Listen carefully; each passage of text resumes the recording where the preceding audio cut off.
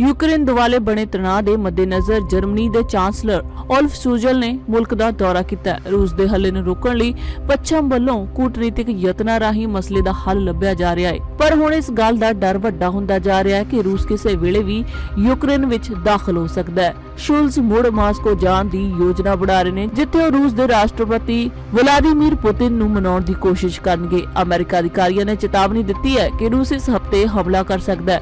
Moscow ने इस गल तो इनकार किया है, पर नाल ही यूक्रेन नेड़े 1,30,000 तो वध फौजी जमा कर दिते गए ने। अमेरिका का कहना कि विरोधी नूं नोटिस दिते बिना हमला करने लई इन्नी सेना काफी है। जिक्रयोग है कि रूस ने मारू हथियार भी तैनात किए हुए ने। जंग के खतरे के मद्देनजर कुछ एयरलाइन कंपनियां ने कीव लई उड़ाणा बंद कर दित्तियां ने। नाटो गठजोड़ के मैंबरां ने भी यूक्रेन विच हथियार लियाउने शुरू कर दिते ने। अमेरिका, बरतानिया ते होर यूरोपीयन मुल्कां ने अपने नागरिकां नूं यूक्रेन छड्डण लई कह दिता है। अमेरिका अपने दूतावास के ज्यादा स्टाफ नूं कीव विचों कढ रहा है। हालांकि इत्थे स्थित चीन का दूतावास आम वांग काम कर रहा है। चीन ने कहा है कि वह अपने नागरिकों को कौंसलर पहुंच मुहैया करवाएगा। उन्होंने नागरिकों को जमीनी स्थिति पर नजर रखने लिए कहा है।